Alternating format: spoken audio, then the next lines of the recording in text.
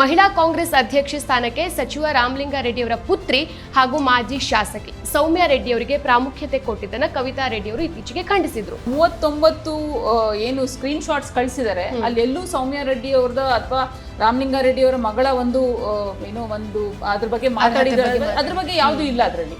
So social justice ಅನ್ನೋ word ನ ನೀವು ಎಲಾಬ್ರೇಟ್ ಮಾಡಬೇಕು. ಜೆಂಡರ್ ಜಸ್ಟಿಸ್ ಇನ್ಕ್ಲೂಡ್ ಆಗುತ್ತೆ, ಅದರಲ್ಲಿ ಇದು ಎಕನಾಮಿಕ್ ಇದು ಜಸ್ಟಿಸ್ ಇನ್ಕ್ಲೂಡ್ ಆಗುತ್ತೆ. Everything should be inclusive of that.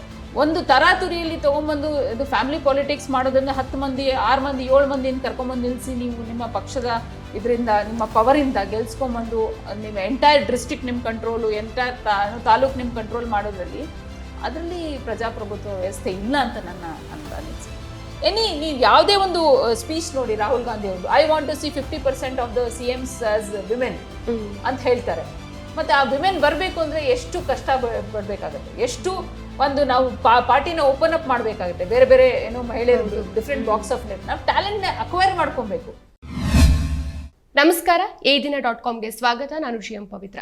ಪಕ್ಷದಲ್ಲಿ ನಡೀತಾ ಇರುವಂತಹ ಬೆಳವಣಿಗೆ ಹಾಗೂ ಅಸಮಾನತೆ ಬಗ್ಗೆ ಕಾಂಗ್ರೆಸ್ ಪ್ರಧಾನ ಕಾರ್ಯದರ್ಶಿ ಕವಿತಾ ರೆಡ್ಡಿ ಅವರು ತಮ್ಮ ಅಸಮಾಧಾನವನ್ನು ಹೊರಹಾಕಿದ ಬೆನ್ನಲ್ಲೇ ರಾಜ್ಯ ಕಾಂಗ್ರೆಸ್ ಕವಿತಾ ರೆಡ್ಡಿ ಅವರಿಗೆ ನೋಟಿಸ್ ಅನ್ನು ನೀಡಿದೆ. ಮಹಿಳಾ ಕಾಂಗ್ರೆಸ್ ಅಧ್ಯಕ್ಷೆ ಸ್ಥಾನಕ್ಕೆ ಸಚಿವ ರಾಮಲಿಂಗಾರೆಡ್ಡಿ ಅವರ ಪುತ್ರಿ ಹಾಗೂ ಮಾಜಿ ಶಾಸಕಿ ಸೌಮ್ಯ ರೆಡ್ಡಿ ಅವರಿಗೆ ಪ್ರಾಮುಖ್ಯತೆ ಕೊಟ್ಟಿದ್ದನ್ನ ಕವಿತಾ ರೆಡ್ಡಿ ಅವರು ಇತ್ತೀಚೆಗೆ ಖಂಡಿಸಿದ್ರು. ಹಾಗೇನೆ ಪಕ್ಷದಲ್ಲಿ ಪ್ರಾಮಾಣಿಕವಾಗಿ ದುಡಿಯವರಿಗೆ ಸೂಕ್ತ ಸ್ಥಾನಮಾನ ಹಾಗೂ ಅವಕಾಶಗಳು ಸಿಗ್ತಾ ಇಲ್ಲ ಅಂತ ಬೇಸರ ಕೂಡ ವ್ಯಕ್ತಪಡಿಸಿದ್ರು. ಈ ನಡುವೆ ಕಾಂಗ್ರೆಸ್ನಲ್ಲಿ ಒಕ್ಕಲಿಗರಿಗೆ ಹೆಚ್ಚಿನ ಮಣೆ ಹಾಕಲಾಗ್ತಾ ಇದೆ ಅಂತ ಆರೋಪಿಸಿ ಇದಕ್ಕೆ ಸಂಬಂಧಿಸಿದಂತೆ ಒಂದು ಪಟ್ಟಿಯನ್ನು ಸಹ ಬಿಡುಗಡೆ ಮಾಡಿದ್ರು. ಕಾಂಗ್ರೆಸ್ನಲ್ಲಿ ಮೇಲ್ಜಾತಿಗಳಿಗೆ ಹೆಚ್ಚಿನ ಅವಕಾಶಗಳು ಸಿಗ್ತಾ ಇದೆ, ಈ ಮೂಲಕ ಪಕ್ಷದಲ್ಲಿ ಸಾಮಾಜಿಕ ನ್ಯಾಯವನ್ನ ಪಾಲನೆ ಮಾಡ್ತಾ ಇಲ್ಲ ಅಂತ ಕವಿತಾ ರೆಡ್ಡಿ ಅವರು ಅಸಮಾಧಾನವನ್ನ ಹೊರಹಾಕಿದ್ರು. ಈ ಹಿನ್ನೆಲೆಯಲ್ಲಿ ಕೆಪಿಸಿಸಿ ಪ್ರಧಾನ ಕಾರ್ಯದರ್ಶಿ ಕವಿತಾ ರೆಡ್ಡಿ ಅವರಿಗೆ ಕಾಂಗ್ರೆಸ್ ನೋಟಿಸ್ ಅನ್ನ ನೀಡಿರೋದು ಈಗ ಚರ್ಚೆ ಆಗ್ತಾ ಇರುವಂತ ವಿಚಾರ. ಈ ಬಗ್ಗೆ ನಮ್ಮ ಜೊತೆ ಮಾತಾಡೋಕೆ ಸ್ವತಃ ಕವಿತಾ ರೆಡ್ಡಿ ಅವರಿದ್ದಾರೆ, ಬನ್ನಿ ಮಾತಾಡಿಸ್ತಾ ಹೋಗೋಣ. ಮೇಡಮ್ ನಮಸ್ತೆ, ಕಾರ್ಯಕ್ರಮಕ್ಕೆ ಸ್ವಾಗತ. ಮೊದಲನೇದಾಗಿ, ಶಿಸ್ತು ಉಲ್ಲಂಘನೆ ಆಗಿದೆ ಅಂತ ನಿಮಗೆ ನೋಟಿಸ್ ಬಂದಿದೆ, ಇದರ ಮೊದಲ ರಿಯಾಕ್ಷನ್? ನನ್ನ ಪ್ರಕಾರ ನಾನು ಯಾವ ಒಂದು ಪಕ್ಷದ ಶಿಸ್ತನ್ನು ಉಲ್ಲಂಘನೆ ಮಾಡಿಲ್ಲ. ಆಸ್ ಅ ಕಾಂಗ್ರೆಸ್ ಪಕ್ಷದಲ್ಲಿ ಏನು ಸರ್ವೇ ಸಾಮಾನ್ಯವಾಗಿ ಯಾರು ನಾಯಕಿಯರು ಮಾತಾಡ್ತಾರೋ ಅದನ್ನೇ ನಾನು ಮಾತಾಡಿದ್ದೀನಿ. ಸೊ ನನ್ನ ಪ್ರಕಾರ ಅದು ನಾನು ಯಾವ ಶಿಸ್ತನ್ನು ಉಲ್ಲಂಘನೆ ಮಾಡಿಲ್ಲ, ಅಥವಾ ಯಾವುದೇ ಒಂದು ಆ್ಯಂಟಿ ಪಾರ್ಟಿ ಸ್ಟೇಟ್ಮೆಂಟ್ ಆಗಲಿ ಅಥವಾ ಐಡಿಯಾಲಜಿಕಲಿ ಅಗೇನ್ಸ್ಟ್ ಆಗಿರುವಂತಹ ಯಾವುದೋ ಒಂದು ಸ್ಟೇಟ್ಮೆಂಟ್ ಅದೇ ಕವಿತಾ ರೆಡ್ಡಿ ಅಂತೂ ಮಾಡಲಿಕ್ಕೆ ಸಾಧ್ಯ ಇಲ್ಲ ಅಂತ ನನ್ನ ಒಂದು ಅನಿಸಿಕೆ.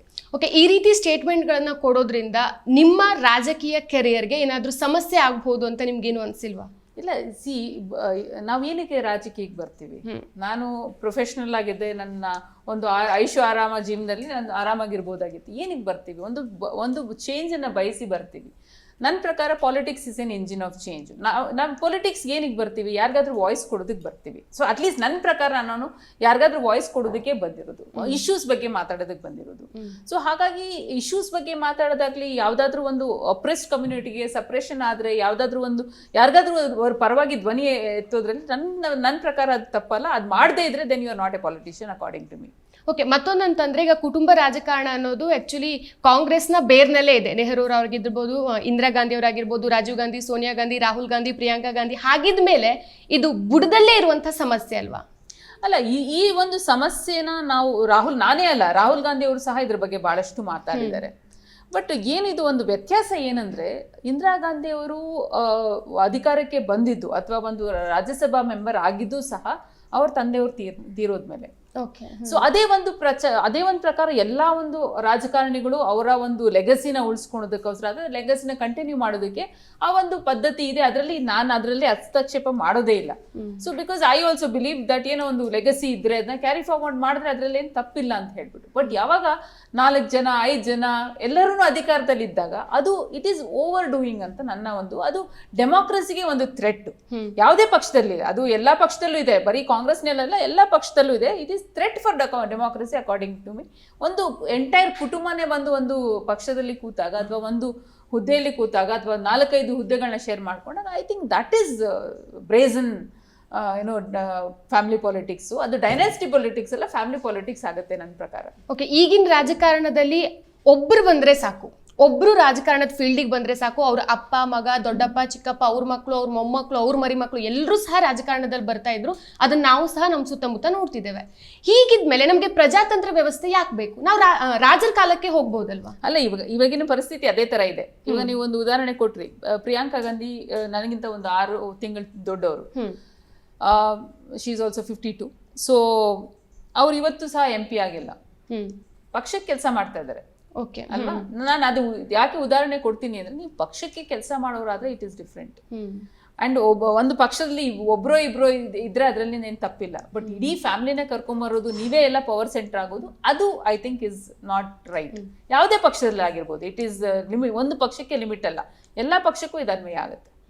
ಓಕೆ, ಈ ಒಂದು ನೋಟಿಸ್ ಬಗ್ಗೆ ನಿಮ್ಮ ಮುಂದಿನ ನಡೆಗಳು ಏನ್ ಮೇಡಮ್? ನೋಟಿಸ್ ಕೊಟ್ಟಿದ್ದಾರೆ, ಅದಕ್ಕೆ ಉತ್ತರ ಕೊಡ್ತೀನಿ, ಬಹಳ ಡೀಟೇಲ್ಡ್ ಆಗಿ ಉತ್ತರ ಕೊಡ್ತೀನಿ. ಬಟ್ ಏನಂದ್ರೆ, ನನಗೆ ಕೊಟ್ಟಿರೋ ನೋಟಿಸ್ನಲ್ಲಿ ಏನು ಇಶ್ಯೂ ಇದೆ ಅಂತ ಅವರು ಡಿಫೈನ್ ಮಾಡಿಲ್ಲ. ನೀವೇ ಎಲ್ಲ ಓದಿದ್ದೀರಾ, ನಾನಂತೂ ಅದನ್ನ ಮೀಡಿಯಾಕ್ಕೆ ಶೇರ್ ಮಾಡಿಲ್ಲ, ಬಟ್ ಎಲ್ಲರೂ ಶೇರ್ ಮಾಡಿದ್ದಾರೆ, KPCCಯಿಂದನೇ ಶೇರ್ ಆಗಿದೆ. ಸೊ ಅದರಲ್ಲಿ ಒಂದು ಸ್ಪೆಸಿಫಿಕ್ ಆಗಿ ಏನಕ್ಕೆ ಅಂತ ಏನು ಸ್ಪೆಸಿಫೈ ಮಾಡಿಲ್ಲ. ಆ ನೋಟಿಸ್ ಜೊತೆ ಬರೀ ನಿಮಗೆ ನೋಟಿಸ್ ಕಳಿಸಿದ್ದಾರೆ, ಬಟ್ ನನಗೆ ಆಲ್ಮೋಸ್ಟ್ ಅಬೌಟ್ ಒಂದು 39 ಸ್ಕ್ರೀನ್ ಶಾಟ್ಸು, ನನ್ನ ಫೇಸ್ಬುಕ್ಕಿನ 39 ಸ್ಕ್ರೀನ್ ಶಾಟ್ಸ್ ಕಳಿಸಿದ್ದಾರೆ. ಸೊ ನಾನು ಅದೇ ಯೋಚನೆ ಮಾಡ್ತೇನೆ, ಇದು ಏನು ಈ ಸ್ಕ್ರೀನ್ ಶಾಟ್ಸ್ಗೂ ಈ ನೋಟಿಸ್ಗೂ ಏನು ಸಂಬಂಧ ಇದೆ ಅಂತ ನಾನು ಲಿಂಕ್ ಮಾಡೋದಕ್ಕೆ ಪ್ರಯತ್ನ ಮಾಡ್ತಾ ಇದ್ದೀನಿ. ಅಥವಾ ಯಾರೋ ಒಂದು ಪರ್ಪಸ್ಫುಲ್ ಆಗಿ ಅವರ ಒಂದು ಗಿಲ್ಟ್ ಫೀಲಿಂಗ್ ಏನಾನೋ ಅಥವಾ ಅವರ ಒಂದು ಬಯಸ್ಸಿಂದನೋ ಅದು ಸ್ಕ್ರೀನ್ ಶಾಟ್ನ ತೆಗೆದು ಕಳಿಸ್ದಂಗಿದೆ. ಸೊ ಆ ಒಂದು ನೋಟಿಸ್ನಲ್ಲಿ ನನಗೆ ಒಂದು ಪ್ರಮುಖವಾಗಿ ಬಹಳಷ್ಟು ಜನ ನಿಮ್ಮ ಮೇಲೆ ಕಂಪ್ಲೇಂಟ್ ಮಾಡಿದ್ದಾರೆ. ಅಂದರೆ ಯಾರು ಮಾಡಿದ್ದಾರೆ, that is important for me. ಯಾಕಂದರೆ ಕಂಪ್ಲೇಂಟ್ ಮಾಡಿರೋರು ವೆಸ್ಟೆಡ್ ಇಂಟ್ರೆಸ್ಟ್ ಇದ್ರೆ, ಅಥವಾ ನನ್ನ ಪೊಲಿಟಿಕಲ್ ಕೆರಿಯರು ಅವ್ರಿಗೆ ಸಮಸ್ಯೆ ಆದರೆ, ಅಥವಾ ಅವ್ರದ್ದೊಂದು ಪೊಲಿಟಿಕಲ್ ಅಜೆಂಡಾ ಇದ್ರೆ, ದೆನ್ ಅದು ಬಯಸ್ ಆಗುತ್ತೆ. ಸೊ ನನ್ಗೆ ಅರ್ಥ ಆಗ್ಬೇಕು, ಯಾರು ಕಂಪ್ಲೇಂಟ್ ಮಾಡಿದವ್ರು ಯಾರು, that is more important. So ನಾನು ಅದನ್ನ ರಿಕ್ವೆಸ್ಟ್ ಮಾಡ್ತಾ ಇದ್ದೀನಿ, ಯಾರು ಕಂಪ್ಲೇಂಟ್ ಮಾಡಿದವ್ರು ಯಾರು, ಯು ಅದನ್ನ ಫಸ್ಟ್ ಅಂಡರ್ಸ್ಟ್ಯಾಂಡ್ ಮಾಡ್ಕೊಳ್ಳಿ. ನನ್ನ ಪೊಲಿಟಿಕ್ಸ್ಗೂ ಅವ್ರ ಪೊಲಿಟಿಕ್ಸ್ಗೂ ಏನು ಘರ್ಷಣೆಗಳಿದೆ ಅದನ್ನ ತಿಳ್ಕೊಂಡು ನೀವು ಅದನ್ನ ಇದು ಚರ್ಚೆ ಮಾಡಬೇಕೇ ಹೊರತು, ನೀವು ನೋಟಿಸ್ ಕೊಟ್ಟಿದ್ರೆ ಉತ್ತರ ಕೊಡ್ತೀನಿ. ನನ್ನ ಜವಾಬ್ದಾರಿ ನಾನು ಮಾಡ್ತೀನಿ. ಲಾಸ್ಟ್ ಟೈಮ್ ನೋಟಿಸ್ ಕೊಟ್ಟಾಗ ನಾನು ವಿತಿನ್ 2 days ರೆಸ್ಪಾನ್ಸ್ ಮಾಡಿದ್ದೆ. ರೆಸ್ಪಾನ್ಸ್ ಅಂತೂ ನನ್ನ ಹತ್ರ ಇದೆ, ನಾನು ರೆಸ್ಪಾನ್ಸ್ ಮಾಡ್ತೀನಿ. ಈಗ ಡೇಟಾ ಅಂಡ್ ಫ್ಯಾಕ್ಟ್ಸ್. ಓಕೆ, ಈಗ ಮತ್ತೊಂದಂತಂದ್ರೆ ಸಾಮಾನ್ಯ ಜನರಿಗೂ ಸಹ ಇರುವಂತ ಒಂದು ಡೌಟ್ ಅಂದ್ರೆ, ನೀವು ಸೌಮ್ಯ ರೆಡ್ಡಿ ಅವರ ಬಗ್ಗೆ ಮಾತಾಡಿದ ನಂತರ ನಿಮ್ಗೆ ನೋಟಿಸ್ ಸಿಕ್ಕಿದೆ ಅನ್ನೋದು, ಅದ್ರ ಬಗ್ಗೆ ಏನು? ಅಲ್ಲ, ನನಗೆ ಕೊಟ್ಟಿರೋ ನೋಟಿಸ್ ನಲ್ಲಿ ಆ ಪಾಯಿಂಟ್ ಇಲ್ಲ. ಮತ್ತೆ ಆ 39 ಏನು ಸ್ಕ್ರೀನ್ ಶಾಟ್ಸ್ ಕಳಿಸಿದ್ದಾರೆ, ಅಲ್ಲಿ ಎಲ್ಲೂ ಸೌಮ್ಯ ರೆಡ್ಡಿ ಅವ್ರದ ಅಥವಾ ರಾಮಲಿಂಗಾರೆಡ್ಡಿ ಅವರ ಮಗಳ ಒಂದು ಏನೋ ಒಂದು ಅದ್ರ ಬಗ್ಗೆ ಮಾತಾಡಿದ್ರೆ, ಅದ್ರ ಬಗ್ಗೆ ಯಾವ್ದು ಇಲ್ಲ ಅದ್ರಲ್ಲಿ. ಸೊ ನನಗೆ ಡೌಟ್ ಬರ್ತಾ ಇದೆ, ಮೀಡಿಯಾ ಅವ್ರಿಗೆ ಹೆಂಗ್ ಗೊತ್ತಾಯ್ತಿದ್ದು ಇದು ಈ ವಿಚಾರ ಇರ್ಬೋದು, ನನ್ಗಂತೂ ಆ ಮಾಹಿತಿ ಇಲ್ಲ. ಅಂದ್ರೆ ನಿಮ್ಗೆ ನೋಟಿಸ್ ಕೊಟ್ಟಿದ್ರಲ್ಲಿ ಈ ಸೌಮ್ಯ ರೆಡ್ಡಿ ಅವ್ರ ವಿಷಯ ಎಲ್ಲೂ ಮೆನ್ಷನ್ ಮಾಡಿಲ್ಲ. ಅಲ್ಲಿ ಕೊಟ್ಟಿರುವಂತ ಸ್ಕ್ರೀನ್ ಶಾಟ್ಸ್ ನಲ್ಲೂ ಎಲ್ಲೂ ಸಹ ಒಂದು ಪ್ರಶ್ನೆ ಆಗ್ಲಿ ಅಥವಾ ಅದ್ರ ಬಗ್ಗೆ ಏನು ಮಾತುಕತೆ ಆಗ್ಲಿ, ಅದ್ರ ಬಗ್ಗೆ ಆ ಸ್ಕ್ರೀನ್ ಶಾಟ್ ಆಗ್ಲಿ ಎಲ್ಲೂ ನನಗೆ ಕಾಣ್ಲಿಲ್ಲ. ಸೊ ಏನು ವಾಟ್ ಈಸ್ ದ ಇಂಟೆಂಟ್ ಅಂತ ನಾನು ಸ್ವಲ್ಪ ಪ್ರಯತ್ನ ಮಾಡ್ತಾ ಇದ್ದೀನಿ. ಏನು ಇಂಟೆಂಟ್ ಇಂದ ಇದು ಕಳಿಸಿದ್ದಾರೆ ಅಂತ ಸ್ವಲ್ಪ ನಾನು ಇನ್ಫಾರ್ಮೇಶನ್ ಕಲೆಕ್ಟ್ ಮಾಡೋದಕ್ಕೆ ಮತ್ತೆ ರಿಕ್ವೆಸ್ಟ್ ಮಾಡ್ತಾ ಇದ್ದೀನಿ. ಯಾಕೆ ಬಂತು, ಯಾರು ಬಂದು ನಿಮಗೆ ಕಂಪ್ಲೇಂಟ್ ಮಾಡಿದ್ರು, ಕಂಪ್ಲೇಂಟ್ ಮಾಡೋರ ಪೊಸಿಷನ್ ಏನಿದೆ? ಈಗ ಇಬ್ಬರು 3 ಜನ ಒಂದು ಟಿಕೆಟ್ ಅವಸರ ಫೈಟ್ ಮಾಡ್ತಾ ಇರ್ತಾರೆ. ಯಾರಿಗಾದ್ರೂ ಒಬ್ರಿಗೆ ಸಿಕ್ಕಿದ್ರೆ ಇನ್ನೊಬ್ರಿಗೆ ಅಸಮಾಧಾನ ಆಗೇ ಆಗುತ್ತೆ. ಈಗ ಯಾರಿಗೆ ಸಿಕ್ಕಿದೋ ಅವ್ರು ಬಂದು ಕಂಪ್ಲೇಂಟ್ ಮಾಡಿದ್ರೆ then it is not right ಅಲ್ವಾ? ಅದನ್ನ ತಗೊಳೋದು ತಪ್ಪು. ಯಾಕಂದ್ರೆ ಅವ್ರಿಗೆ ಸಿಕ್ಕಿದೆ, ಇನ್ನೊಬ್ಬರನ್ನ ನೀವು ದೋಷಿಸ್ತಾ ಇದ್ರೆ, ಯಾರಿಗೆ ಸಿಗ್ಲಿಲ್ಲ ಅವ್ರನ್ನ ದೋಷಿಸ್ತಾ ಇದ್ರ ಅಂತ ಬರುತ್ತೆ. ಸೊ ಅದನ್ನ ನಾನು ಸ್ವಲ್ಪ ಕ್ಲಾರಿಫಿಕೇಶನ್ ಕೊಡಿ ಅಂತ ನಾನು ಕೇಳ್ತಾ ಇದ್ದೀನಿ. ಓಕೆ, ಈಗ ನಿಮ್ಮ ಪ್ರಕಾರ ಹಾಗಾದ್ರೆ ಕುಟುಂಬ ರಾಜಕಾರಣ ಅಂತ ಬಂದಾಗ ರಾಜಕೀಯ ಪಾರ್ಟಿಗಳಾಗಿರ್ಬೋದು ಅಥವಾ ದೊಡ್ಡ ದೊಡ್ಡ ನಾಯಕರುಗಳಾಗಿರ್ಬೋದು, ಯಾವ ರೀತಿ ಅದನ್ನ ಹ್ಯಾಂಡಲ್ ಮಾಡಬೇಕು ಅಂತ? One is accepted. Even Rahul Gandhi ಅವರು ಹೇಳ್ತಾರೆ ಡಾಕ್ಟರ್ ಮಕ್ಕಳು ಡಾಕ್ಟರ್ ಬಿಸ್ನೆಸ್, ಬಟ್ ಅವ್ರಿಗೊಂದು ಲೆವೆಲ್ ಪ್ಲೇಯಿಂಗ್ ಗ್ರೌಂಡ್ ಸಿಗುತ್ತೆ. ಈಗ ಒಂದು ಮಿಲಿಟರಿ ಆಫೀಸರ್ ಮಗ ಅಥವಾ ಮಗಳು ಮಿಲಿಟರಿ ಆಫೀಸರ್ ಆಗ್ಬೇಕಂದ್ರೆ ಎಲ್ಲ ಎಕ್ಸಾಮ್ ಇಸ್ ದ ಸೇಮ್ ಅಲ್ವಾ? Exam is the same. ಅವ್ರು ಅದ್ರ ಎಕ್ಸಾಮ್ ನಲ್ಲಿ ಪುಷ್ ಮಾಡಕ್ ಆಗೋದಿಲ್ಲ, ಅಥವಾ ಅವ್ರನ್ನ ನನ್ ಮಗ ಅಥವಾ ನನ್ ಮಗಳು ಅಂತ ಹೇಳ್ಬಿಟ್ಟು ಎಕ್ಸ್ಟ್ರಾ ಇದು ಕೊಡೋದಕ್ಕೆ ಆಗೋದಿಲ್ಲ. ಮೇ ಬಿ ಒಂದು ಪೋಸ್ಟಿಂಗ್ ನಲ್ಲೋ ಏನೋ ಸ್ವಲ್ಪ ವ್ಯತ್ಯಾಸ ಮಾಡ್ಬೋದು ಅಥವಾ ಹೆಲ್ಪ್ ಮಾಡ್ಬೋದು. Same with the doctors. ಅದೇ ಎಕ್ಸಾಮ್ ಪಾಸ್ ಮಾಡ್ತೀರಾ ನೀವು, ಎಲ್ಲಾ ಮಕ್ಕಳ ಜೊತೆ ಕೂತ್ಕೊಂಡು CET ಎಕ್ಸಾಮ್ ಅದೇ ಎಕ್ಸಾಮ್ ಬರೀತೀರಾ. ಸೊ ನಾವು ಕೇಳ್ತಾರೆ level playing field. But in politics level playing field ಇಲ್ಲ. ಯಾಕಂದ್ರೆ ಪವರ್ ಇರೋರು ತಗೊಂಡ್ಬಂದು ಸೀದಾ ಪುಷ್ ಮಾಡ್ತಾರೆ. ಅವಾಗ ಏನಾಗುತ್ತೆ, ನಿಮ್ಗೆ ಎಲ್ಲಿ ಲೆವೆಲ್ ಪ್ಲೇಯಿಂಗ್ ಫೀಲ್ಡ್ ಇಲ್ಲ. Don't call elections as level playing field. Elections level playing field ಆಗೋದಿಲ್ಲ. ಇವತ್ತು ನಮಗೂ ಗೊತ್ತಿದೆ, ಎಲ್ಲಾ ರಾಜಕೀಯ ಪಕ್ಷದಲ್ಲೂ ಅದನ್ನ ಯಾವುದು ಲೆವೆಲ್ ಪ್ಲೇಯಿಂಗ್ ಫೀಲ್ಡ್ ಇಲ್ಲ. ಯಾರ ಹತ್ರ ಹಣ ಇದೆಯೋ, ಯಾರ ಹತ್ರ ಪವರ್ ಇದೆಯೋ, ಯಾರ ಹತ್ರ ಆಕ್ಸೆಸ್ ಇದೆಯೋ ಅವ್ರು ಇವತ್ತು ಎಲೆಕ್ಷನ್ಗೆ ನಿಲ್ಲೋದಕ್ಕೆ ಆಗುತ್ತೆ. ಸೊ ಲೆವೆಲ್ ಪ್ಲೇಯಿಂಗ್ ಫೀಲ್ಡ್ ಅಲ್ಲಿಲ್ಲ. ಸೊ ಅಟ್ಲೀಸ್ಟ್ ಪಕ್ಷದ ಪ್ಲಾಟ್ಫಾರ್ಮ್ ನಲ್ಲಿ ಒಂದು ಲೆವೆಲ್ ಪ್ಲೇಯಿಂಗ್ ಫೀಲ್ಡ್ ಇರಬೇಕು, ಎಲ್ಲರಿಗೂ ಕೊಡ್ಬೇಕು. ಇವು ಏನು ಪಾಲಿಟಿಕ್ಸ್ ಅಂದ್ರೆ ಇನ್ಕ್ಲೂಸಿವ್ ಪಾಲಿಟಿಕ್ಸ್, ಸೋಷಿಯಲ್ ಜಸ್ಟಿಸ್ ಬಗ್ಗೆ ಮಾತಾಡ್ತೇವೆ. ಸೋಷಿಯಲ್ ಜಸ್ಟಿಸ್ ಅಪ್ಲಿಕಬಲ್, ಅಲ್ಲೂ ಅಪ್ಲಿಕಬಲ್ ಆಗುತ್ತೆ, ಎಲ್ಲರನ್ನೂ ಕರ್ಕೊಳ್ಬೇಕಾಗತ್ತೆ. ಬರೀ ಒಂದು 4-5 ಕುಟುಂಬಗಳಿಗೆ ಲಿಮಿಟ್ ಮಾಡೋದಕ್ಕೆ ಆಗೋದಿಲ್ಲ. Social justice is not about cost, ಇದು ಕಮ್ಯುನಿಟಿ, ಅದಲ್ಲ. ಈ social justice include general justice also. So social justice ಅನ್ನೋ ವರ್ಡ್ ನ ನೀವು ಎಲಾಬ್ರೇಟ್ ಮಾಡಬೇಕು. ಜನರಲ್ ಜಸ್ಟಿಸ್ ಇನ್ಕ್ಲೂಡ್ ಆಗುತ್ತೆ, ಅದರಲ್ಲಿ ಇದು ಎಕನಾಮಿಕ್ ಇದು ಜಸ್ಟಿಸ್ ಇನ್ಕ್ಲೂಡ್ ಆಗುತ್ತೆ. Everything should be inclusive of that. So ಅದನ್ನ ಎಲಾಬ್ರೇಟ್ ಮಾಡಿ ಅದರಲ್ಲಿ ನೀವು ಏನು ಒಂದು ಸಮಾನತೆ ತೋರಿಸಿದ್ರೆ ಅದರಲ್ಲಿ ಇಟ್ಸ್ ಇಂಪಾರ್ಟೆಂಟು. ಅದ್ರಲ್ಲಿ ಸಮಾನತೆ ತೋರಿಸೋದು important, level playing field create ಮಾಡೋದು ಇಂಪಾರ್ಟೆಂಟು. ಬಟ್ ಒಂದು ತರಾತುರಿಯಲ್ಲಿ ತೊಗೊಂಬಂದು ಇದು ಫ್ಯಾಮಿಲಿ ಪಾಲಿಟಿಕ್ಸ್ ಮಾಡೋದ್ರಿಂದ 10 ಮಂದಿ 6 ಮಂದಿ 7 ಮಂದಿನ ಕರ್ಕೊಂಬಂದು ನಿಲ್ಲಿಸಿ ನೀವು ನಿಮ್ಮ ಪಕ್ಷದ ಇದರಿಂದ ನಿಮ್ಮ ಪವರಿಂದ ಗೆಲ್ಸ್ಕೊಂಬಂದು ನಿಮ್ಮ ಎಂಟೈರ್ ಡಿಸ್ಟ್ರಿಕ್ಟ್ ನಿಮ್ಮ ಕಂಟ್ರೋಲು, ಎಂಟೈರ್ ತಾಲೂಕು ನಿಮ್ಮ ಕಂಟ್ರೋಲ್ ಮಾಡೋದ್ರಲ್ಲಿ ಅದರಲ್ಲಿ ಪ್ರಜಾಪ್ರಭುತ್ವ ವ್ಯವಸ್ಥೆ ಇಲ್ಲ ಅಂತ ನನ್ನ ಅನಿಸಿಕೆ. ನಿಜ ಮೇಡಮ್, ನೀವು ಮಾತಾಡಿದೆ. ಯಾಕಂದ್ರೆ ಈಗಿನ ರಾಜಕೀಯ ವ್ಯವಸ್ಥೆ ಯಾವ ರೀತಿ ಆಗೋಗಿದೆ ಅಂತಂದ್ರೆ ದುಡ್ಡಿದ್ರೆ ನಿಮ್ಗೆ ಸಿಗತ್ತೆ ಅನ್ನೋತಾರೆ. ಯಾಕಂದ್ರೆ ಈಗ ನಾರ್ಮಲ್ ಮನುಷ್ಯರು ರಾಜಕೀಯಕ್ಕೆ ನಿಲ್ಲಿಕ್ಕೆ ಹೆದರುವಂತ ಪರಿಸ್ಥಿತಿ ಬಂದಿದೆ.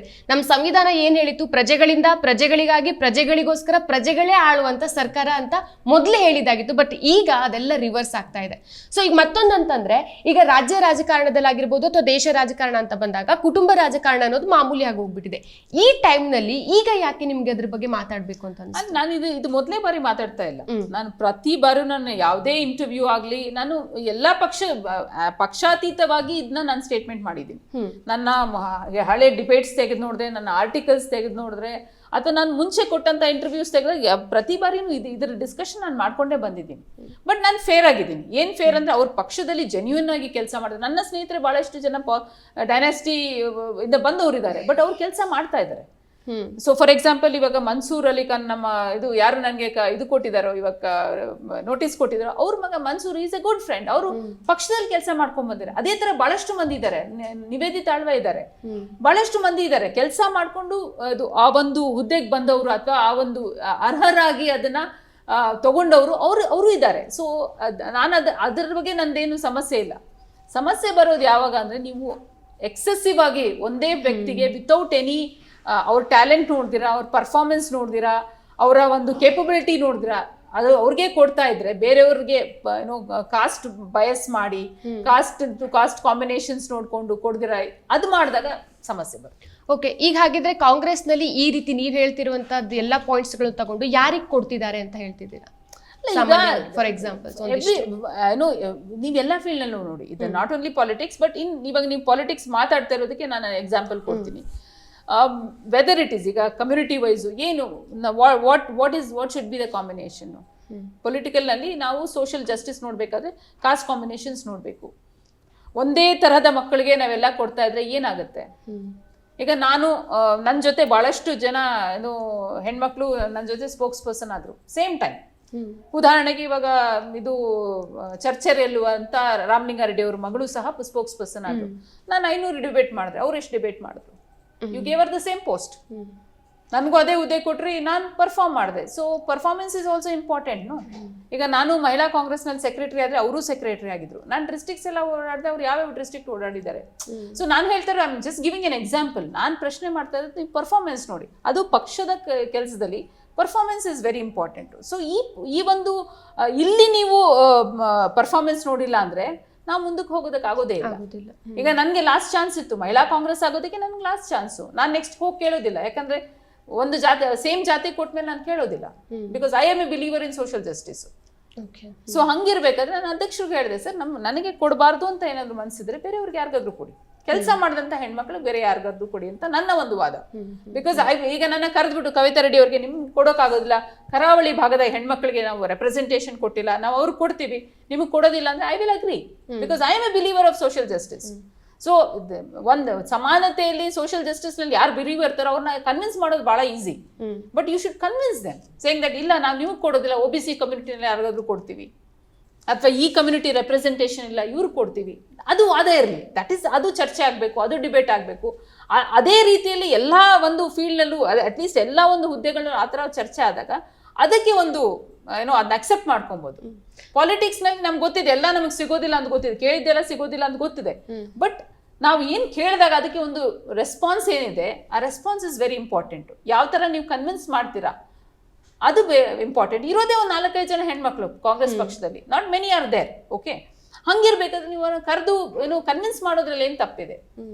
So that is very important. Whether irrespective political, even BJP-ನಲ್ಲೂ ಜಾಸ್ತಿ ಹೆಣ್ಮಕ್ಳಿಲ್ಲ, ಅವ್ರಿಗೆ ಕೊಡಬೇಕಾದ್ರೆ ನೀವು ಕನ್ವಿನ್ಸ್ ಮಾಡಬೇಕು, this is a reason I am giving to so and so person ಅಂತ.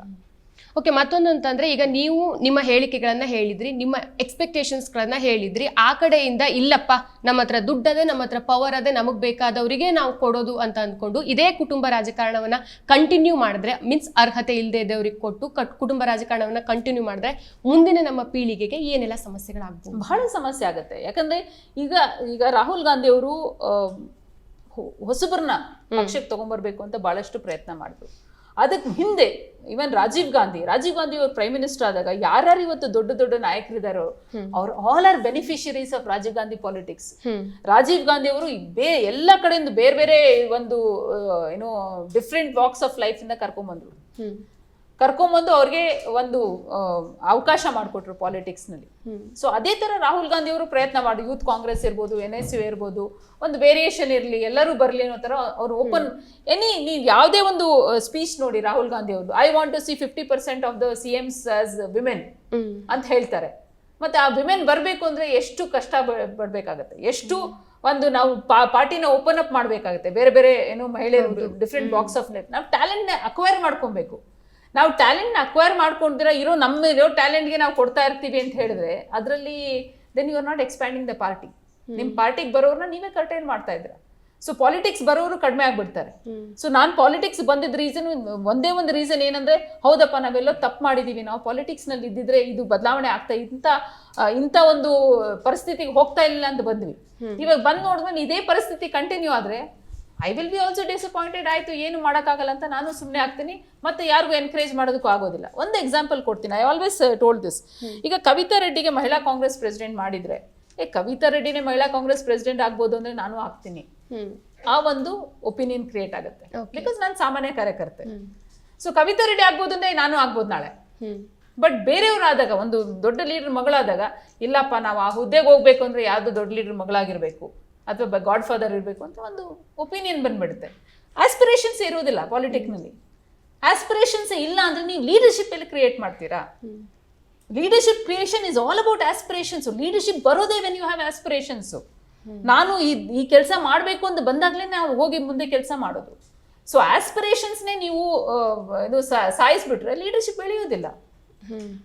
So it is all about ಆ ಒಂದು ಆಸ್ಪಿರೇಷನ್ಸ್ ಗ್ರೂಮ್ ಮಾಡೋದಕ್ಕೆ ಒಂದು ಜಾಗ ಕೊಡಬೇಕು, ಆಸ್ಪಿರೇಷನ್ಸ್ಗೆ ಅವಕಾಶಗಳು ಮಾಡಿಕೊಡ್ಬೇಕು. Not only about me, anybody for that matter. ನನ್ನ ಹತ್ರ ಯಾರೇ ಹೆಣ್ಮಕ್ಳು ಯಾರೋ ಹಾರ್ಡ್ ವರ್ಕ್ ಮಾಡೋರು ಬಂದಾಗ ನಾನು ಅಟ್ಲೀಸ್ಟ್ ಅವ್ರ ಆಸ್ಪಿರೇಷನ್ಸ್ಗೆ ಏನಾದರೂ ಒಂದು ಹುಮ್ಮಸ್ ಕೊಡುವಂಥ ಒಂದು ಪ್ರಯತ್ನ ಮಾಡ್ತೀನಿ, ಡಿಸಪಾಯಿಂಟ್ ಮಾಡೋದಿಲ್ಲ. ಸೊ ಯಾವಾಗ ನೀವು ಡಿಸಪಾಯಿಂಟ್ಮೆಂಟ್ ಮಾಡ್ತಾನೆ ಇರ್ತೀರಾ, ಯಾರು ಆಸ್ಪೈರ್ ಮಾಡೋದಿಲ್ಲ ಅವಾಗ. ಓಕೆ, ಈಗ ಮತ್ತೊಂದು ಅಂತಂದ್ರೆ, ಇದು ನನ್ನ ಕ್ಯೂರಿಯಾಸಿಟಿ ಕ್ವಶನ್. ಈಗ ನೀವು ನಿಮ್ಮ ಪಕ್ಷದ ವಿರುದ್ಧವೇ ಧ್ವನಿ ಎತ್ತಿದಾಗ ನಿಮಗೆ ಕಾಂಗ್ರೆಸ್ ಪಕ್ಷದಿಂದ ಯಾವ ರೀತಿ ರಿಯಾಕ್ಷನ್ಸ್ ಬರುತ್ತೆ? ಮೀನ್ಸ್ ನಿಮಗೆ ಪರ್ಸನಲ್ ಕಾಲ್ಸ್ಗಳಾಗಿರ್ಬೋದು, ಪರ್ಸನಲ್ ಮೆಸೇಜ್ಗಳಾಗಿರ್ಬೋದು, ಅದು ಯಾವ ರೀತಿ ಇರುತ್ತೆ? ಅಲ್ಲ, ಒಂದಂತೂ ಹೇಳ್ತೀನಿ, ಪ್ರಾಮಾಣಿಕವಾಗಿ ಹೇಳ್ತೀನಿ, ಕಾಂಗ್ರೆಸ್ ಪಕ್ಷದಲ್ಲಿ ಅಟ್ಲೀಸ್ಟ್ ನನ್ನ ವಿಚಾರದಲ್ಲಿ everybody has A positive reaction. ಇಲ್ಲ, ಕವಿತಾ ಮಾತಾಡೋದ್ರಲ್ಲಿ ತಪ್ಪಿಲ್ಲ. ಹೌದು, ಕವಿತಾ ಅಗ್ರೆಸಿವ್ ಮಾತಾಡ್ತಾಳೆ, ಲೌಡ್ ಆಗಿ ಮಾತಾಡ್ತಾಳೆ, ಕ್ಲಿಯರ್ ಆಗಿ ಮಾತಾಡ್ತಾಳೆ, ಅದು ಹೇಳ್ತಾರೆ. ಬಟ್ ಕವಿತಾ ಮಾತಾಡೋದಿಲ್ಲ. ಬಿಕಾಸ್ ಅದೇ ಒಪಿನಿಯನ್ ಪ್ರತಿಯೊಂದು ಕಾರ್ಯಕರ್ತರಲ್ಲಿ ಇರುತ್ತೆ. ಬಿಕಾಸ್ ನಾನು ಕಾರ್ಯಕರ್ತರಿಂದ ಬಂದವಳು, ನಾನು ಯಾವ ದೊಡ್ಡ ಲೀಡರ್ ಫ್ಯಾಮಿಲಿಯಿಂದ ಬಂದವಳಲ್ಲ. ಅಫ್ಕೋರ್ಸ್ ನಮ್ಮ grand father was A politician, but ನಾನು ಯಾವತ್ತೂ ಅದನ್ನ ಪ್ರಚಾರನೂ ಮಾಡ್ಕೊಂಡಿಲ್ಲ, ಯಾರಿಗೂ ಗೊತ್ತೂ ಇರಲಿಲ್ಲ ಬಹಳಷ್ಟು ವರ್ಷ. ನಾನು ಆಸ್ ಎ ಸಾಮಾನ್ಯ ಕಾರ್ಯಕರ್ತೆ, ನನ್ನ ಇಂಟ್ರಾಕ್ಷನ್ ಇರೋದು ಸಾಮಾನ್ಯ ಕಾರ್ಯಕರ್ತರು ಒಂದಿಗೆ. ಹಂಗಿರ್ಬೇಕಾದ್ರೆ ನಾನು ಇವನ್ ಟಿವಿ ಡಿಬೇಟ್ ಮಾಡ್ತಾ ಇದ್ದು ಅಲ್ಲಿರೋ ಚರ್ಚೆಗಳಲ್ಲಿ ಕೂತಿರೋರ್ಗಲ್ಲ, ನಾನು ನನ್ನ ಕಾರ್ಯಕರ್ತರಿಗೆ ಡಿಬೇಟ್ ಮಾಡ್ತಾ ಇದ್ದೆ. ಬಿಕಾಸ್ ಅವ್ರಿಗೆ ಪಾಯಿಂಟ್ ಸಿಗ್ಬೇಕು ಅಂತ ಹೇಳಿ. ಸೊ ಆ ಕಾರ್ಯಕರ್ತರಲ್ಲಿ ಒಂದಿದೆ, ಹೌದು ಕವಿತಾ ಮಾತಾಡ್ತಾ ಇರೋದು ಕರೆಕ್ಟ್ ಪಾಯಿಂಟ್ಸ್ ಮಾತಾಡ್ತಾ ಇದ್ದಾರೆ ಅಂತ. ಕೆಲವರೆಲ್ಲ ಹೇಳ್ತಾರೆ ತುಂಬಾ ಬ್ರಾಶ್, ಯಾವಾಗ್ಲೂ ಕವಿತಾ ಹಿಂಗೆ ಮಾತಾಡ್ತಾರೆ ಅಂತ ಕಮೆಂಟ್ಸ್ ಬಹಳಷ್ಟು ಇರುತ್ತೆ. But my point is that ಯಾರಾದ್ರೂ ಮಾತಾಡ್ಬೇಕು. ಈಗ ನನ್ನ ಬಲಿಕಾ ಬಕ್ರ ಮಾಡ್ತೀರಾ, ಓಕೆ ಫೈನ್ ಮಾಡಿ, I am willing to take that. But ನಾನು ಮಾತಾಡ್ದಂತ ಸುಮ್ಮನೆ ಕೂರೋದಿಲ್ಲ. ನಾಳೆ ನನ್ನ ಪೊಲಿಟಿಕಲ್ ಕೆರಿಯರ್ ಹಾಳಾಗತ್ತೆ, ನನ್ನ ಪೊಲಿಟಿಕಲ್ ಕೆರಿಯರ್ನಲ್ಲಿ ನಾನೇನು ಆಗೋದಿಲ್ಲ, ನೋ. ಹಂಗಂತ ಹೇಳ್ಬಿಟ್ಟು ನಾನು ಸುಮ್ಮನೆ ಕೂತ್ಕೊಂಡಿದ್ದೆ, ನನಗೂ ಬೇರೆಯವ್ರಿಗೆ ಏನು ಡಿಫ್ರೆನ್ಸ್ ಇರುತ್ತೆ? I am very clear. ನಾ ಕೊಡೋದಿಲ್ವಾ, ಇನ್ನ ನನ್ನ ಅಳಿಸ್ತೀರಾ, ಇನ್ನ ಸತಾಯಿಸ್ತೀರಾ ಮಾಡಿ, it's okay. But I will not stop speaking against what injustices. ನಾನು ಪಾರ್ಟಿ ವಿರುದ್ಧ ಮಾತಾಡ್ತಾ ಇಲ್ಲ, ಏನು ಇಂಜಸ್ಟಿಸ್ ಆಗ್ತಾಯಿದೆ ಅದ್ರ ವಿರುದ್ಧ ಮಾತಾಡ್ತಾ ಇದ್ದೀನಿ. ಈಗ ನನ್ನ ಒಂದು ವಾದ ಇಷ್ಟೇ, ಕೌನ್ಸಿಲ್ನಲ್ಲಿ ಎಷ್ಟು ಜನ ಮಹಿಳೆಯರಿದ್ದಾರೆ ಕಾಂಗ್ರೆಸ್ ಪಕ್ಷದಿಂದ ಅಥವಾ ಯಾವುದೇ ಪಕ್ಷದಿಂದ? ಇಬ್ಬರು ರೆಪ್ರೆಸೆಂಟೇಷನ್ ಇದೆ. ಡು ವಿ ಹ್ಯಾವ್ 50% ಇದ್ದೀವಿ ನಾವು. ಆಯಿತು, ಹೆಣ್ಮಕ್ಳಿಗೆ ನೀವು ಟಿಕೆಟ್ ಕೊಡೋಕ್ಕಾಗಲ್ಲ ಯಾಕಂದರೆ ಹಣ ಬಲ ಅದೆಲ್ಲ ಇದೆ, ಓಕೆ ಫೈನ್. ಬಟ್ MLC ಯಾಕೆ ಮಾಡಬಾರ್ದು? MLC ನಿಮ್ಮ ಕೈಯಲ್ಲಿದೆ, ಯಾಕಾದ್ರೆ 50% ಕೊಡಬಾರ್ದು? ಯಾಕಾದ್ರೆ 33% ಕೊಡಬಾರ್ದು? ಇದು ನನ್ನ ವಾದ. ಸೊ ಏನು ರಾಜೀವ್ ಗಾಂಧಿ ಅವರ ವಿಷನ್ ಏನಿತ್ತು, ಒಂದ್ಸಲಿ ರಾಜೀವ್ ಗಾಂಧಿ ಅವ್ರದ್ದು ಹಿಸ್ಟ್ರಿ ಒಂದು ತೆಗೆದು ನೋಡಬೇಕು. ರಾಜೀವ್ ಗಾಂಧಿ ವಿಷನ್ ಏನಿತ್ತು, ಪಂಚಾಯತ್ ಟು ಪಾರ್ಲಿಮೆಂಟ್ ಹೆಣ್ಮಕ್ಳಿಗೆ ಅವಕಾಶ ಸಿಗಬೇಕು ಅಂತ. ನೀವು ಯಾಕೆ ಇವತ್ತು ಪಾರ್ಲಿಮೆಂಟ್ವರೆಗೂ ಹೆಣ್ಮಕ್ಳು ರೀಚ್ ಆಗ್ತಾ ಇಲ್ಲ? ರೀಚ್ ಆಗ್ಬೇಕಾಯ್ತು, ಗಂಡಸರು ರೀಚ್ ಆದ್ಮೇಲೆ ಹೆಣ್ಗಸರು ರೀಚ್ ಆಗ್ಬೇಕಲ್ವಾ? ಪಂಚಾಯತ್ ಮೆಂಬರ್ಸ್ ಯಾರಿದ್ರೆ ಬಹಳಷ್ಟು ಜನ MP ಗಳಾಗಿದ್ದಾರೆ, ಯಾಕೆ ಹೆಣ್ಮಕ್ಳಾಗಿಲ್ಲ? ದ ರೀಸನ್ ಇಸ್ ನೀವು ನಿಮ್ಮ ಮನೆಯವರು ಕೊಟ್ಕೊಂಡ್ ಬಂದಿದ್ದೀರಾ. ರಿಸರ್ವೇಷನ್ ರೊಟೇಷನ್ ಆದ್ಮೇಲೆ ಹೆಣ್ಮಕ್ಳು ಮನೆಗೆ ಹೋಗ್ತಾರೆ, ನೀವು ನಿಮ್ಮ ಪೊಲಿಟಿಕಲ್ ಕೆರಿಯರ್ ಕಂಟಿನ್ಯೂ ಮಾಡ್ತೀರಾ. ಅದೇ ಒಂದು ಸಾಮಾನ್ಯ ಇಂಡಿಪೆಂಡೆಂಟ್ ಹೆಣ್ಮಕ್ಳಿಗೆ ಕೊಟ್ಟಿದ್ದಿದ್ರೆ, ಪಂಚಾಯತ್ನಲ್ಲಿ ಟಿಕೆಟು ಲೋಕಲ್ ಬಾಡೀಸ್ನಲ್ಲಿ ಕೊಟ್ಟಿದ್ದಿದ್ರೆ, she will be ready to fight MLA elections, she will be ready to fight MP elections. The difference between independent women or proxy candidates, ಅದನ್ನು ನಾನು ಭಾಳಷ್ಟು ಸಲ ಮಾತಾಡಿದ್ದೀನಿ. ಇದು it's irrespective political party, this is nothing related to Congress alone. So ನೀವು ಯಾವಾಗ ನಿಮಗೆ ಇದು ಹೆಣ್ಮಕ್ಳಿಗೆ ಯಾರು ಜೆನ್ಯೂನ್ ಆಗಿ ಏನು ಇಂಡಿಪೆಂಡೆಂಟಾಗಿ ಬರ್ತಾ ಅವ್ರಿಗೆ ನೀವು ಅಧಿಕಾರ ಕೊಡಲು, ಅವ್ರು ಅಸೆಂಬ್ಲಿ ರೀಚ್ ಆಗಲ್ಲ, MP ಗಳಾಗೋದಿಲ್ಲ. ನೀವು ಇಲ್ಲೇ ಕರ್ಟೇಲ್ ಮಾಡಿದ್ರೆ ಹಿಂಗಾಗತ್ತೆ. ಸೊ ಈಗ ನನ್ನ ಕೇಸ್ನಲ್ಲಿ ಹಂಗೆ ಆಗಿದ್ದು. ನಾನು ಫಸ್ಟ್ ಕೇಳಿದ್ದು BBMP ಟಿಕೆಟು, ಯಾರ್ದೋ ವೈಫ್ನ ಕರ್ಕೊಂಬಂದು ನಿಲ್ಲಿಸಿದ್ರು. ಅದು ಏನು JDS ಪಕ್ಷದಿಂದ ಕರ್ಕೊಂಬಂದು ನಿಲ್ಲಿಸಿದ್ರು. ಅವ್ರು ಇವತ್ತು ಎಲ್ಲಿದ್ದಾರೆ? ಕವಿತಾ ರೆಡ್ಡಿ ಇನ್ನೂ ಪಕ್ಷದಲ್ಲಿದ್ದಾರೆ. ಕವಿತಾ ರೆಡ್ಡಿ ಇನ್ನೂ ಪಕ್ಷಕ್ಕೆ ಫೈಟ್ ಮಾಡ್ತಾ ಇದ್ದಾರೆ. ಅವರು ಬಂದರು, ರಿಸರ್ವೇಷನ್ ಹೋಯ್ತು, ಹೊರಟೋದ್ರು, ಮನೇಲಿ ಕೂತಿದ್ದಾರೆ. ಬಟ್ ನನಗೆ ಅವತ್ತು ಕಾರ್ಪೊರೇಷನ್ ಟಿಕೆಟ್ ಕೊಟ್ಟಿದ್ರೆ ನೀವೇ ನನಗೆ MLA ಟಿಕೆಟ್ ಕೊಡ್ತಾ ಇದ್ರಿ. I would have taken the growth path, because ನಾನು ಸೀರಿಯಸ್ ಪಾಲಿಟಿಷಿಯನ್. ಅವರು ಪ್ರಾಕ್ಸಿಗೆ ಬಂದಿದ್ದು, ನಾನು ಸೀರಿಯಸ್ ಪಾಲಿಟಿಷಿಯನ್. ನೀವು ಅದನ್ನು ಡಿಫ್ರೆನ್ಷಿಯೇಟ್ ಮಾಡಲ್ಲ ಅಂದರೆ ಹೆಣ್ಮಕ್ಳಿಗಾಗಲಿ ಯಾರಿಗೇ ಆಗಲಿ, ಯುವಕರಿಗಾಗಲಿ ಹೆಣ್ಮಕ್ಳಿಗೆ ಅವಕಾಶ ಮಾಡ್ಕೊಡೋಕ್ಕಾಗೋದಿಲ್ಲ. ಸೊ ದ ಥಾಟ್ ಪ್ರೊಸೆಸ್ ಆ ಒಂದು ಲೋ ಎಂಡ್ನಲ್ಲಿ, ಅದು ಲೋಕಲ್ ಬಾಡೀಸ್ ಅಲ್ಲಿ ಅಲ್ಲೂ ಚೇಂಜ್ ಆಗಬೇಕು. ಓಕೆ, ಈಗ ನೀವು ಸ್ಟೇಟ್ಮೆಂಟ್ ಕೊಟ್ಟಿದ್ದೀರಾ, ಅದಕ್ಕೆ ನೋಟಿಸ್ ಕೂಡ ಬಂದಿದೆ, ಒಂದಿಷ್ಟು ಬೆಳವಣಿಗೆಗಳು ಕೂಡ ನಡೆದಿದೆ. ನಿಮ್ಮ ಸ್ಟೇಟ್ಮೆಂಟನ್ನು ವಾಪಸ್ ತಗೊಳ್ಳುವಂಥ ಮನಸ್ಥಿತಿಯಲ್ಲಿದ್ದೀರಾ ಅಥವಾ ಇದೇ ನಾನು ಹೇಳಿದ್ದೆ ಫೈನಲ್ ಅಂತ ಅಂದ್ಕೊಂಡು ಇದೇ ಹೆಜ್ಜೆಯಲ್ಲೇ ಮುಂದುವರಿ? ನಾನು ಯಾವತ್ತೂ ನನ್ನ ಸ್ಟೇಟ್ಮೆಂಟ್ ವಾಪಸ್ ತಗೊಂಡಿಲ್ಲ.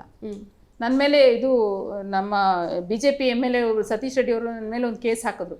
ಇಟ್ಸ್ ಎ ವೆರಿ ಇದು ಸಿದ್ದರಾಮಯ್ಯ ಅವರ ಮಗ ಸತ್ತಾಗ ಏನೋ ಒಂದು ಚೀಪ್ ಕಮೆಂಟ್ ಹಾಕಿದ್ರು ಅವ್ರ ಹುಡುಗರು. ಅದನ್ನು ನಾನು ನನ್ನ ಫೇಸ್ಬುಕ್ನಲ್ಲಿ ಪೋಸ್ಟ್ ಮಾಡಿದೆ.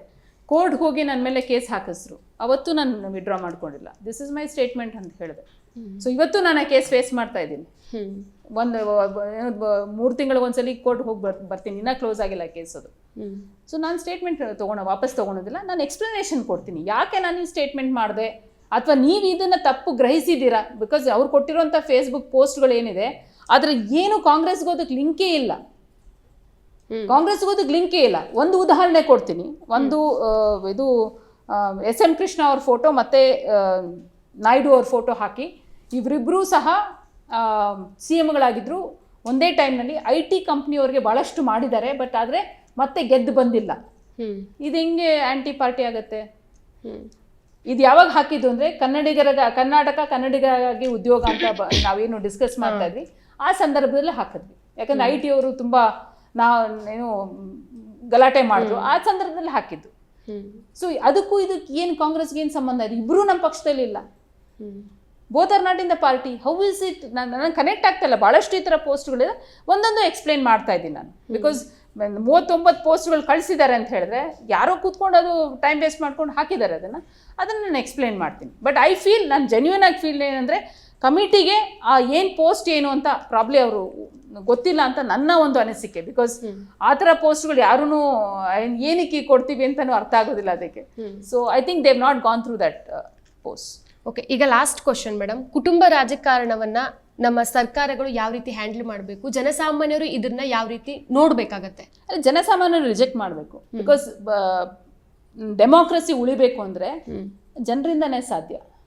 ಲೀಡ್ರ್ ಮಕ್ಕಳನ್ನ ಯಾವಾಗ ನೀವು ಲೀಡ್ರ್ ಅಂತ ಅನ್ಕೊಂಡು ಬಿಡ್ತಿರೋ ವಿತೌಟ್ ಇವನ್ ಪ್ರೂವಿಂಗ್ ದೆಮ್ಸೆಲ್ಸು, ಅದು ತಪ್ಪಾಗುತ್ತೆ. ಜನರಿಂದನೇ ಸಾಧ್ಯ. ಇದು ಸರ್ಕಾರಗಳಿಂದ ಆಗೋದಕ್ಕೆ ಸಾಧ್ಯ ಇಲ್ಲ, ನನ್ನ ಪ್ರಕಾರ ಆಗೋದಕ್ಕೆ ಸಾಧ್ಯ ಇಲ್ಲ. ಯಾಕಂದರೆ ಅಲ್ಲಿ ಸರ್ಕಾರದಲ್ಲಿ ಕೂತಿರೋರು ಸೇಮ್ ಪೀಪಲ್ ಇನ್ ಪವರ್ ಅಲ್ಲ.